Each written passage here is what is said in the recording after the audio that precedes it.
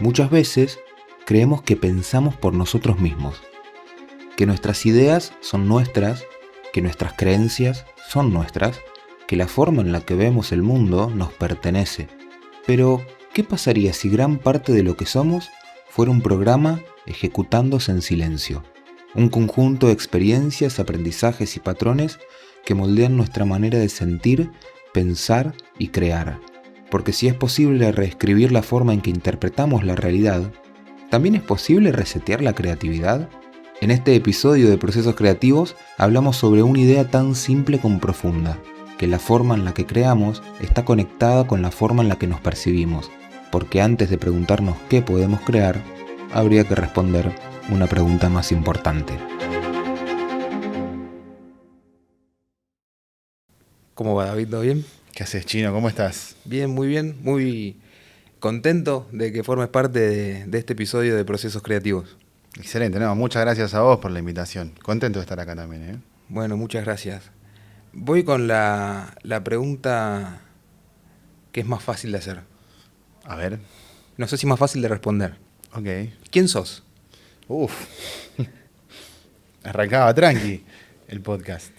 Qué difícil. Bueno, evidentemente acá en la Tierra un ser humano de nombre David Adrián García Garcetti, hijo de una familia laburante de clase media, con posibilidad de estudiar. Que bueno, son las ventajas que por ahí tiene este bendito país en algún punto, ¿no? En mi casa o estudiabas o trabajabas, no tenías muchas más opciones, y a mí como siempre se me dio bien con la cabeza, siempre fui como bastante, ¿cómo decirlo? No sé si letrado, pero aplicado a la palabra. Siempre, en la escuela siempre fui un nerdo hermoso, nunca me llevé una materia. A mí todo me resultaba bastante fácil, entre comillas. Mi vieja era una persona que estaba atrás mío, siguiéndome, que Eso haga te iba la a preguntar, tarea. por el núcleo que había, ¿no? En la familia. Sí, mi núcleo familiar era sí, católico, religioso, formal, de muy buen talante, gente de muy buen humor, gente de campo. Mis viejos son los dos de campo, que se vinieron a la ciudad. Bueno, formaron familia, y tanto mi hermana como yo, mi hermana es bióloga, yo soy químico. Tuvimos la suerte de estudiar y los dos salimos con buena cabeza, se nos daba bien para el estudio, no nos era difícil, así que tuve la suerte de poder estudiar. Y siempre con alguna manchita de oveja negra, yo, viste, paralelamente con una banda de rock, con Madre Cabra, viste, Sí. bastante de la calle en los 90, cuando no había tanto internet y tanto que hacer adentro de casa, ¿no? Saliendo a jugar a la pelota en la vereda con los pibes, girándola por ahí. Siempre con ese tinte de oveja negra. Laburé en varios laboratorios y... Bueno, ojo, pero oveja negra, pero químico. Responsable. Claro. No, sí, ni hablar. Yo fui una oveja negra responsable, digamos, como que entregué todos los deberes mandatarios a mi familia, donde mi familia encontró su descanso de, bueno, el pibe hizo lo que ellos proyectaban en mí, por así decirlo, porque Claro. es un nudo psicológico largo ese también, ¿no? Sí. Lo que tus padres proyectan de vos. Que se ha resuelto bastante bien, porque siempre fue con libertad, tipo, hacer lo que quieras, pero sea un profesional o anda a laburar y sé profesional laburando, puede tener una empresa, no sé, lo Sí. que quieras. Así que nada, carrera como químico, unos 15 años ya llevo dentro de los laboratorios. Y bueno, paralelamente todo este desarrollo más de música, más exploratorio, de lo que a mí me gustaba, de lo que a mí me pulsaba. Después de mucho escribir letras en Madre Cabra, se me da bien escribir letras, recibo feedback positivo de mis compañeros, de la gente, mis amigos. Y empiezo a escribir con bastantes ganas. Termino la facu con más dudas de que con las que empecé, con más y peores dudas, porque ya teniendo cierta base formada, las dudas son peores y ya no hay nadie que las resuelva, porque entramos en grises Claro. científicos en este caso, que son grises para todos, digamos, no es que alguien las puede responder, son dudas existenciales y culturales, porque hasta ahí se llega, hasta ahí se sabe. Y a partir de eso, bueno, empecé muchas crisis existenciales, algo que me define bastante, fui siempre muy sufrido en ese sentido, digamos, me iba bien en la facu, me iba bien con mi trabajo, tenía ¿Y mi de banda. dónde venían las crisis existenciales? De no saber quién era, Ahí va. ¿no? Que venía esto a tu pregunta, digamos. me rompía mucho la mente ser consciente de que en mi cabeza hay dos voces. Ponele. No soy esquizofrénico. Eso iba a preguntar. Quería aclarar. No, digo. Si estamos hablando de una patología médica. No, fui al psicólogo, todo, trabajé con 2 psicólogas, muy interesante todo también. Bueno, ahí empecé a leer, ¿no? También todo lo más relacionado a ciencias blandas, filosofía, psicología. Obviamente no tengo una formación en eso, pero me interesa, sé más o menos de qué va cada autor, de qué va cada disciplina. Y nada, empecé a percibir esto de la metacognición como algo bastante escandaloso en mi cotidianidad, ¿no? Perdón, repetime la palabra. La metacognición es Sí. la capacidad de poder escuchar tus pensamientos, digamos, Ahí va. de alguna manera. De pararte en ese punto neutral, si se quiere, y entender la narrativa que se te cruza por la cabeza y cómo eso genera diálogo, ¿viste? Vos nosotros, de que nos levantamos hasta que nos vamos a dormir, estamos en una narrativa constante. Vos viste que arrancás el día y taca, taca, taca, taca, taca, taca, taca, taca, taca, y vas en esa taca, taca, taca, taca, taca, taca, que si te tomás un segundo y te salís del plano, decís, ¿quién carajo es? ¿Y contra quién responde? ¿Y cuál de los dos soy yo? Digamos, Claro. ¿no? O sea, ahí eso a mí me provocaba noches de insomnio enteras que no podía resolver esa dualidad interna dentro de mi mente. Perdón, para llegar a entender un poco mejor esto de las voces internas, y estamos hablando de una voz que sabemos que somos nosotros y nuestro pensamiento, y la otra que... ¿Y la otra? ¿Y las otras? Porque Bueno. somos multitudes, ¿no? Como decía, no me sale bien Sir Blake, pero no. Las multitudes que nos habitan, ¿no? Dentro de nosotros hay multitudes y nada, ser consciente de eso, todos somos conscientes en mayor o menor medida, creo yo. He investigado un poco, hay gente que directamente como que no es consciente de ese plano, pero creo que son los menos. Deben ser más felices, sin duda. Seguramente. Pero el resto, la gran mayoría, yo entiendo que todos entendemos esa dialéctica interna, solo que nunca excavamos ahí porque eso da el complejo identitario. Ahí se forma quién yo digo ser, el ego, ¿no? El famoso ego de la New Age. Sí. Es esa construcción mental que sucede en la cotidianidad, donde vos vas haciendo una subjetividad constante, narrativa, sobre todo lo que te pasa y teniendo una doble opinión en tu cabeza. Incluso hasta a veces hablando con alguien, viste que uno se subleva. Sí. Y vos estás poniendo una conversación, pero vos estás pensando en otra cosa, en otro plano. Bueno, Exactamente. todas esas son capacidades metacognitivas, bien o mal usadas. El famoso disocié. Disociar, exactamente. Bien o mal usadas, ¿no? Obvio. Claro. Está bueno que las uses para investigarte por ahí. Es una capacidad, creo que de las más evolutivas que tiene el ser humano. Y nada, a mí eso me rompió. Pero me rompió al medio. No podía creer no poder controlar ese dominio. No entendía cómo funcionaba, no entendía. Me acuerdo de una época. Había armado cierto catálogo para identificarlas, cuándo era cuál era la otra, ¿viste? Tenía como nombres. ¿Y eso de qué dependía? ¿De cuál era cada una? No, que como no sé, o sea, había uno que yo le decía, como si te digo, mi mente ortiva. Yo tenía una que era mi mente ortiva, que era la que estaba todo el tiempo tirando bardo. Mi mente payaso, las tenía como catalogadas. Fíjate que en esto me volví bastante loco y bueno, fue en este momento donde renuncié a los laboratorios y me fui de viaje por Latinoamérica a buscar otro tipo de respuestas porque era algo que me había atravesado en serio, ¿viste? Yo no lograba entender, no lo entendía desde la ciencia, no lo entendía desde la psicología, desde la filosofía. ¿Y cómo llega un psicólogo a no determinar una patología más compleja? Incluso es bastante bueno para el psicólogo que vos conozcas esos avatares, por así decirlo. Hemos tenido grandes charlas, incluso es como, en teoría, algo ventajoso, pero hasta ahí nomás porque te causa mucha existencialidad, mucha subjetividad. Nunca sabes bien dónde estás parado, digamos, cómo bajar el volumen de esa narrativa a veces es imbajable. Entonces ahí aprendes a meditar, eso te lleva obligadamente a ciertas prácticas para poder tener eso, no sé si control, porque no hay control sobre eso, pero sí saber cómo manejarlo, que es lo importante. Y que fue lo que aprendí con este taita allá arriba de la montaña, que fue el que me terminó de patear el sistema operativo. Yo a todo esto le digo como el sistema operativo. Y nada, ahí pasé mucho tiempo buscando la fina línea entre ciencia de frontera y esto que aprendí con el taita, ya esta narrativa que él me dio. Estuve un mes estudiando con un abuelo de sabiduría, un taita, en Colombia, que para mí fue como un año, o sea, fue muy intenso todo lo que pasó ahí. Y 7 años después termina saliendo el biosoftware como una conclusión de todo eso, que fue paradójicamente, para terminar de responder, ¿no? Se me hizo larga la pregunta. Pero es muy difícil de responderla. Claro, ¿no? Fíjate que hice toda una narrativa, si se quiere, egoica sobre sucesos para intentar definirme, porque en realidad no sé quién soy. Claro. Un humano acá en la Tierra, qué sé yo. Alguien, sí, hijo, hermano. Sí, claro, ¿viste? Químico. Claro, ¿qué decir? Un nodo procesador de realidad, te diría, ¿no? Con todo lo que eso conlleva. Y nada, a partir de ese libro, como que mi show volvió a cambiar bastante, digamos. Era un libro que yo me lo saqué de la cabeza porque de vuelta me estaba volviendo bastante loco. Dije, me saco esto de la cabeza, lo pongo en un libro porque basta. Y yo pensé que con eso me iba como a, de alguna manera, a sanar, entre comillas, ¿no? Por así decirlo, porque no estaba enfermo ni nada, pero de mucha carga mental.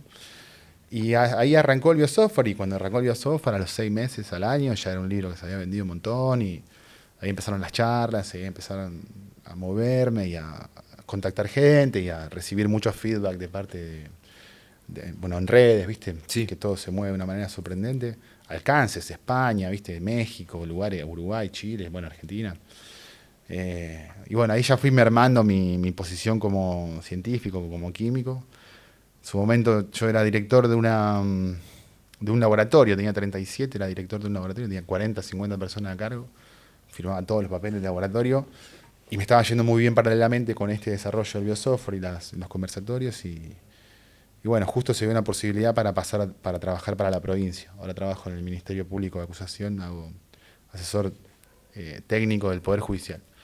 En casos graves, complejos, ellos tienen un cromatógrafo, que es lo que yo soy especialista.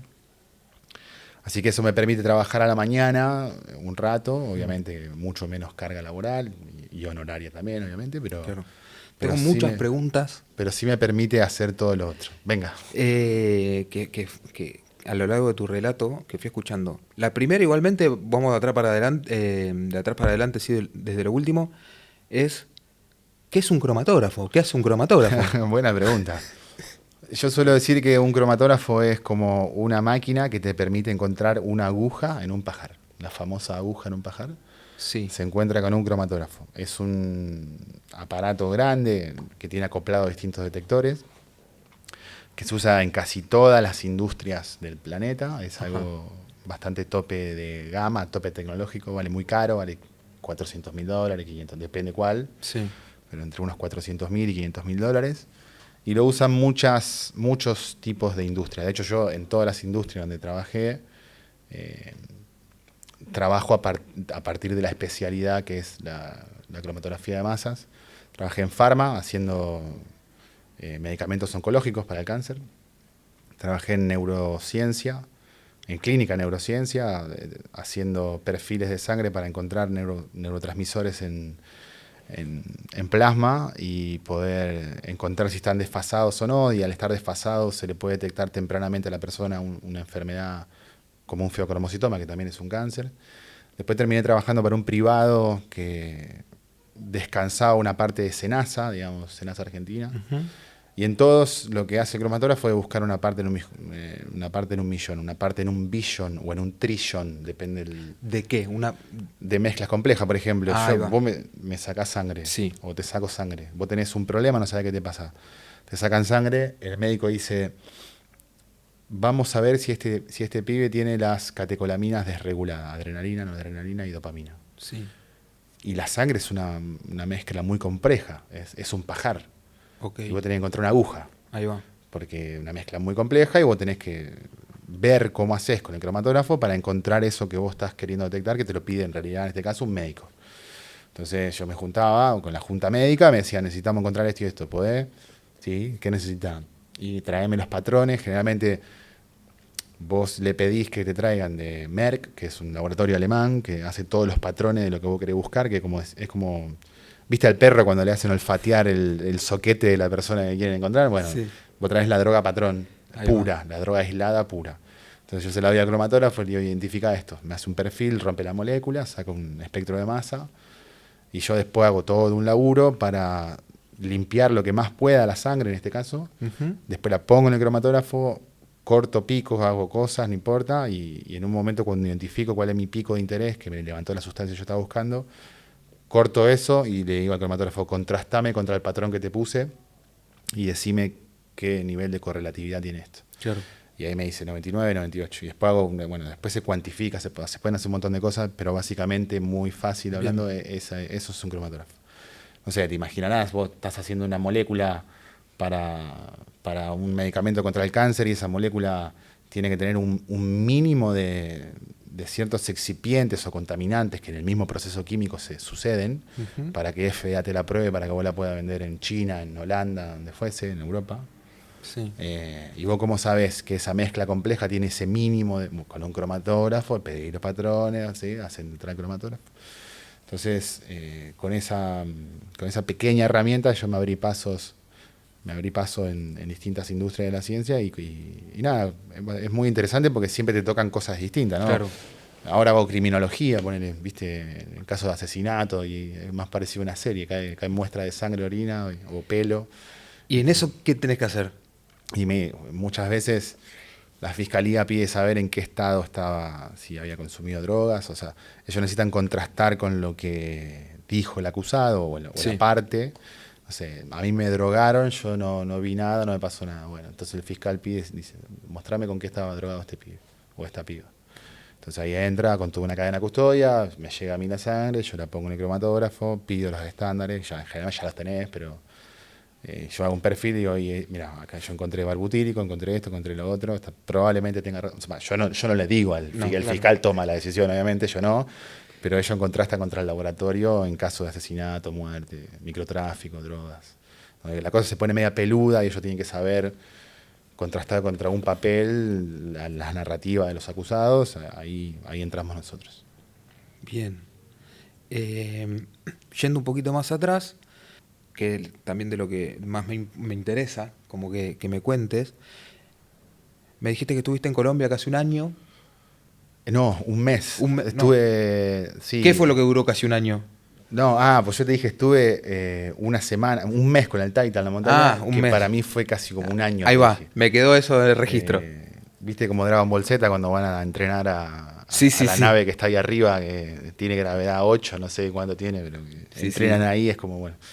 Un día, un año. Sí, claro, exactamente. Yo estuve con ese Taita ahí en la montaña y fue genial, pero bajás solo de ahí porque no se te explota la cabeza. Es muy difícil seguirlo a él todo el día. ¿Y vos estabas solo con él o había...? No, éramos 3. Era un francés, un colombiano y yo.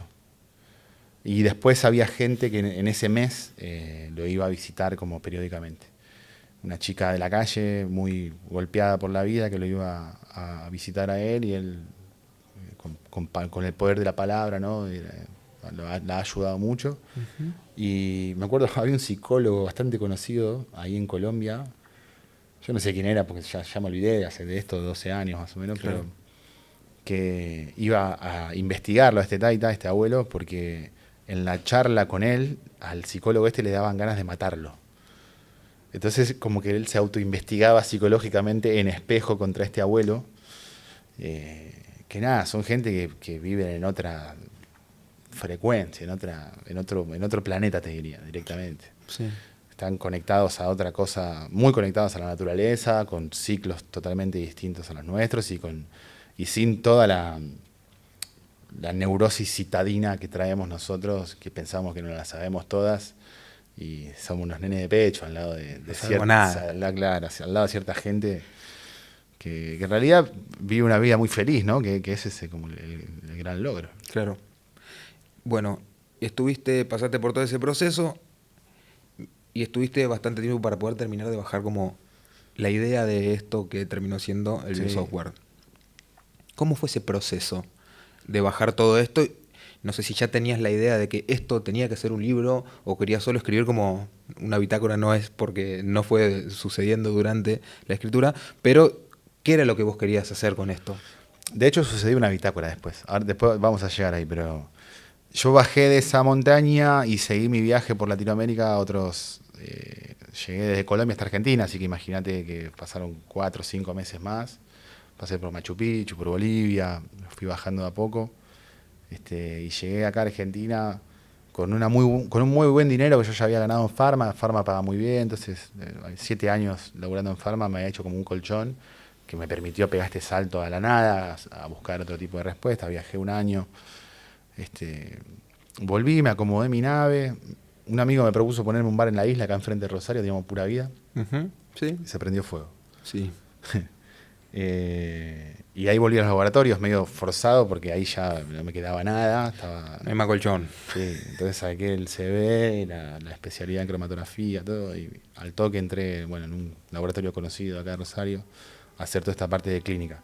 Y yo todo esto tenía en la cabeza, la narrativa que me había bajado este viejo increíble, la tenía acá en replay, todo el tiempo, dando vuelta, lo escuchaba, ¿viste? Y entendía. Incluso él me dijo, tranquilo, no todos los regalos se abren en la fiesta, que fue una gran frase que me dijo, que la suelo usar mucho, porque después de ese mes, posta que tardé como 2, 3 años en terminar de ordenar todas las ideas. Ahí, escribí mucho en la isla, ya estaba en esta de escribir, yo escribo todos los días.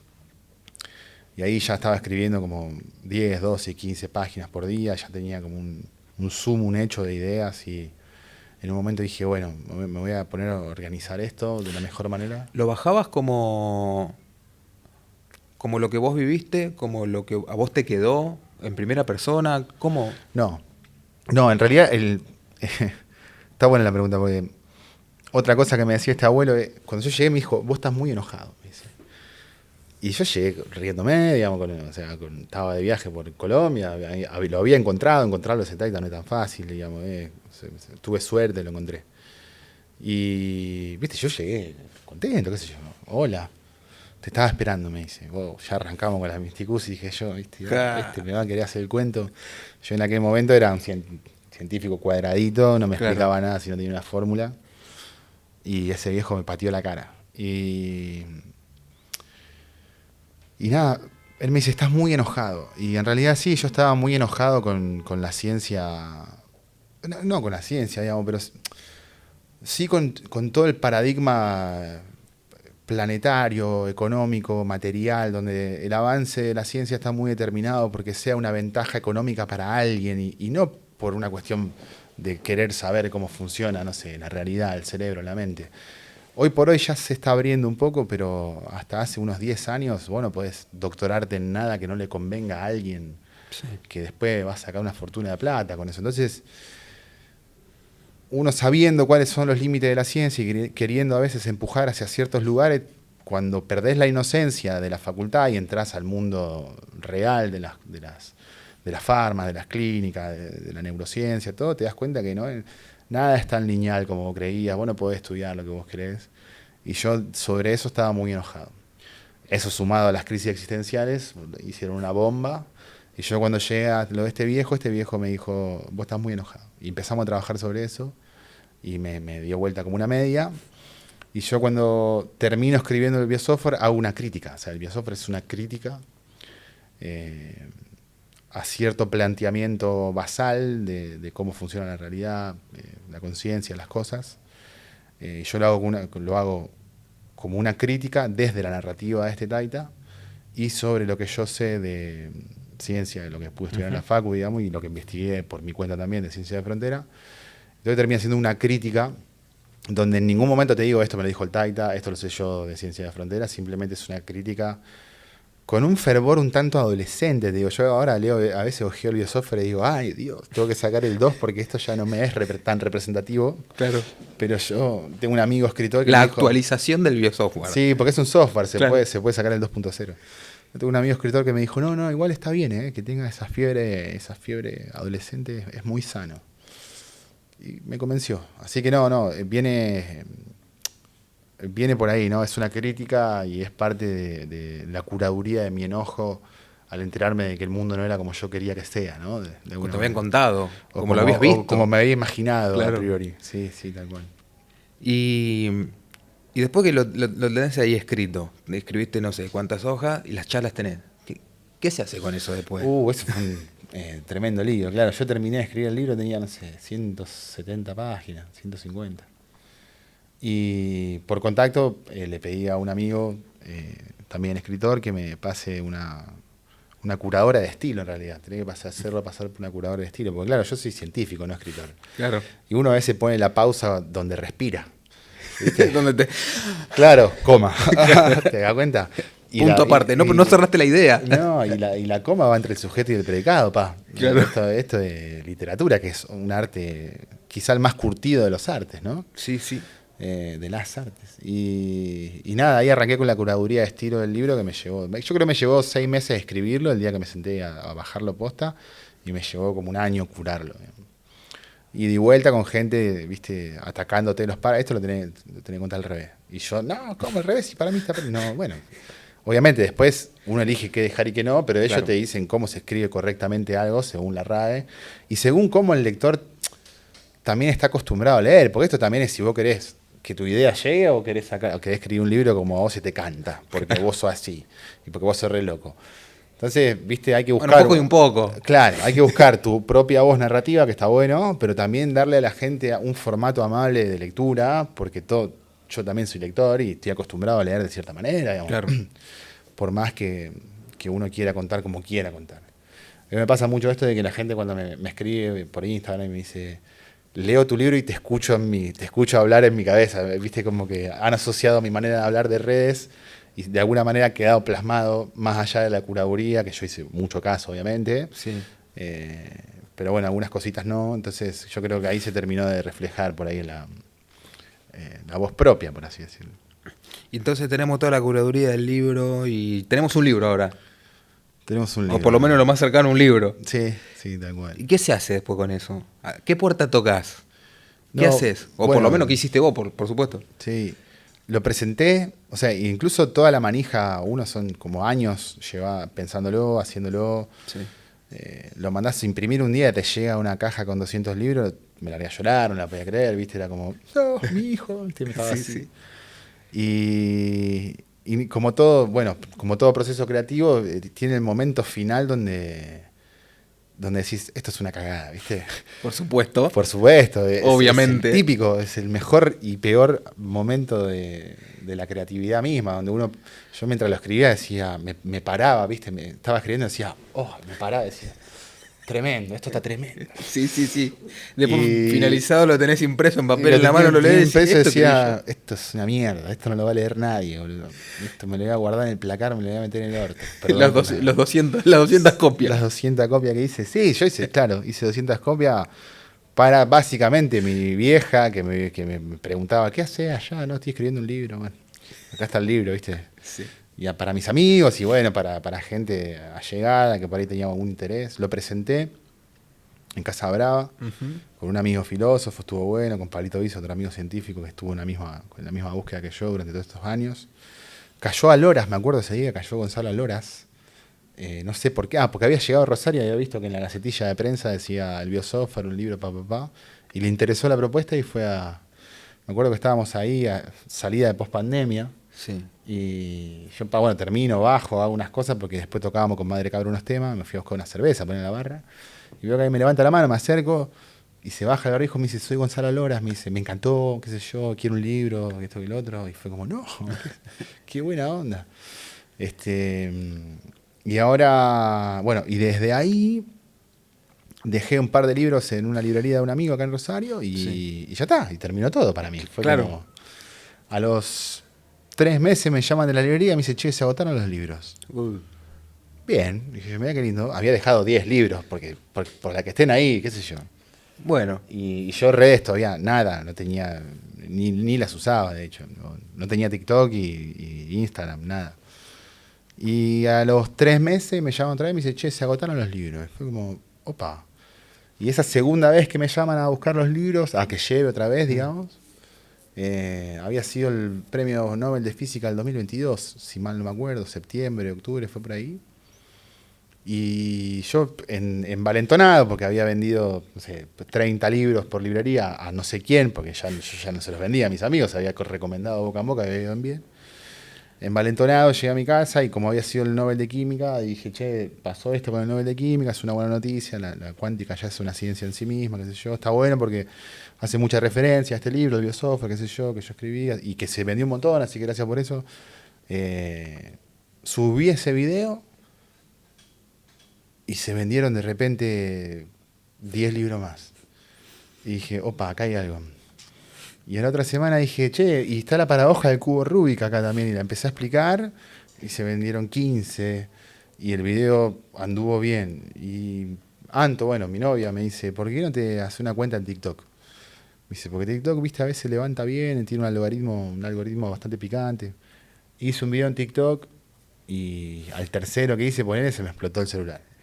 Y ahí se desmadró todo. Me acuerdo un fin de semana que no lo podía abrir, porque encima no sabía usar TikTok, ¿viste? Cuando abrís una red nueva que no sabía dónde están los mensajes, ¿no? Y yo veía que entraban notificaciones, en un momento medio que la bloqueé, la dejé ahí apagada. Y claro, cuando fui a ver, tenía 200 mensajes pidiéndome libros, y yo no tenía estructura, no tenía nada. Era yo respondí, hola, pasame tu dirección, te lo mando, tu casa, dónde vivís, y te lo mando. No, eso fue un lío. Pero bueno, ahí aprendí la mecánica y ahí empecé a hacer la narrativa esta de contar cosas que a mí me parece interesantes de ciencia y referirlas al libro, porque el libro habla de eso. Y ahí fue como que entendí, digamos, qué es lo que tenía que hacer. Siempre apuntándolo para el libro y para cosas que a mí me parecían interesantes decir de ciencia. Sí, como tu propio canal de distribución del libro. Sí, y también encontrar la voz, ¿no? Sí. Uno desde dónde hablar y por qué hablar. Y siempre con el libro como excusa, en realidad. Porque a mí, yo cierro los videos mostrando el libro porque no sé cerrarlo de otra manera. Porque aprendí así. Y digo, para más información te me lees el biosoftware porque ya estoy acostumbrado así. Ya fue, no me la vuelo. Lo interesante es todo lo que uno cuenta en esos 2 o 3 minutos de video. Noticias, novedades, cosas de ciencia, o reflexiones o cosas del Taita. Cosas que me parecen más o menos interesantes. Y la verdad que la exposición a redes me ha llevado a lugares completamente insospechados para mí. De hecho, vengo de España a hacer una gira independiente por España con las 3 localidades reventadas 15 días antes y una la tuve que mover de lugar porque era un amigo tiene un café allá y le digo, te voy a dar una charla en Valencia, ¿viste? Yo digo, 20 personas te llevo, olvídate. 100 había. Uf. Y no me entran, me dice, ¿qué hacemos? Y tuvimos que cambiar la locación ahí sobre la marcha, ¿viste? Porque claro. Sí que tiene un Google Form para ver quién quería ir, ¿viste? Todo muy a pulmón. Sí, pero sí. Tenías 70 pedidos de Google Form, faltaban 20 días y dije, no, vamos a otro lado porque esto no. Y así que acá, aprendiendo sobre la marcha, pero sí, sin duda que el proceso creativo lo vale, es cruel. Las redes son una gran herramienta, si entendés cómo usarlas, si sabés cómo usarlas. Y bueno, después hay que animarse y tirarse, ¿no? A la pileta. Sí, claro, por supuesto. ¿Crees que como llegaste a Colombia esa vez y como estás ahora con esto que tiene que ver justamente con todo, tal vez, el proceso que tuviste que atravesar o el resultado de haberte animado a ir a Colombia, ¿crees que voy a ponerlo muy entre comillas, pero esta sanación o este cambio de visión o etcétera, reflejado en el libro como el resultado está bien, está bueno? Yo vos sabés que a veces me acuerdo, tengo flashes de la montaña cuando estábamos ahí con el Taita estudiando todo. Y probablemente ese haya sido el momento más importante de mi vida, digamos. Ahora que lo veo en retrospectiva, digamos, fue como la piedra angular de todo lo que pasa hoy y del libro. Y hubo una mañana de ese mes que estaba ahí que me desperté con una felicidad que nunca volví a experimentar en mi vida. Y que es algo que incluso percibo y anhelo. No sé si me tendría que ir a Colombia a vivir, no sé cómo funcionará la fórmula, ¿no? Pero o capaz que solo el recuerdo. Pero hubo un día en el que yo abrí los ojos y dije, y era, no sé, era Bambi corriendo por la película de Disney con las maripositas girándome alrededor, ¿viste? Y me duró horas. Y yo no dije, ¿qué es este sentimiento de plenitud tan excelso, ¿de dónde? ¿Qué? Sospechado yo, ¿viste? Porque uno no puede ser feliz del todo, siempre al rato ya empieza a sospechar por qué estoy tan feliz, ¿viste?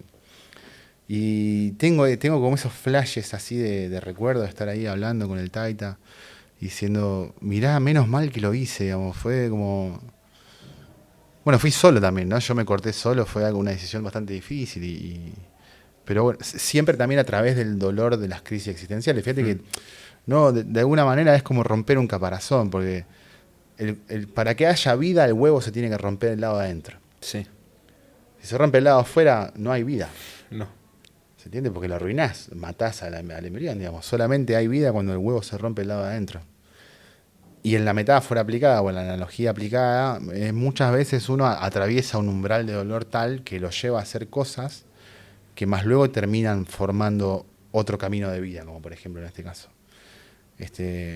Pero sí, el motor, sí, el dolor como combustible muchas veces, ¿no? Sí.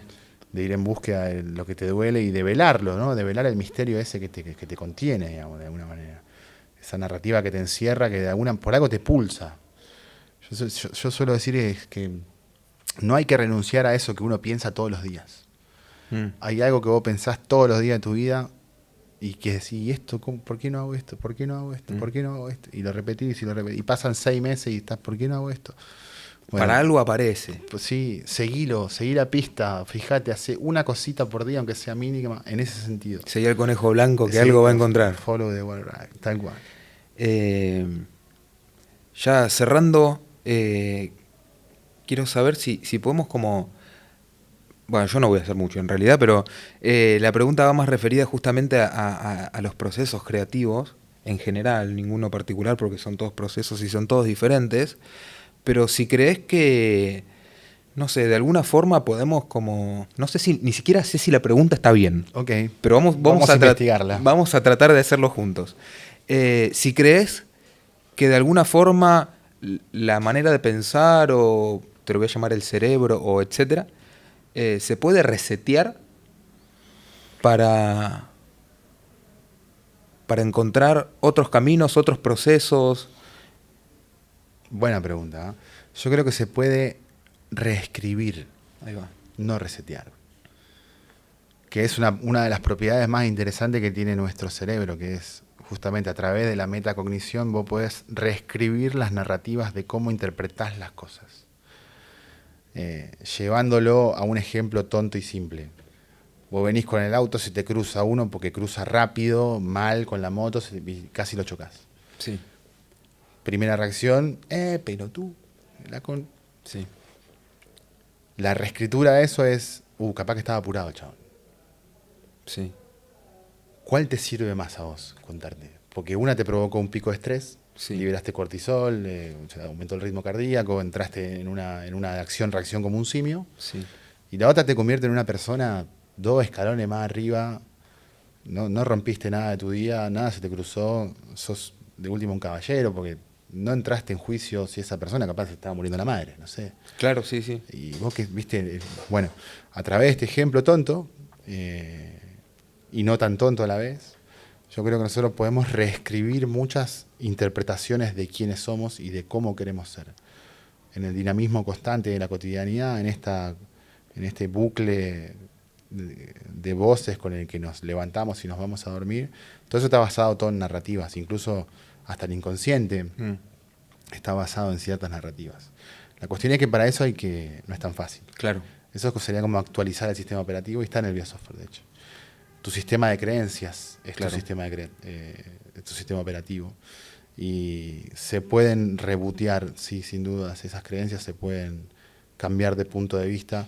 Y siempre que vos cambies de punto de vista vas a sentir diferente, vas a actuar diferente y vas a tomar decisiones diferentes, lo cual sin duda te va a llevar a un nuevo camino de vida. Buenísimo.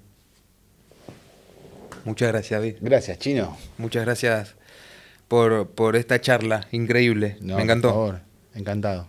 Gracias. Muchas gracias.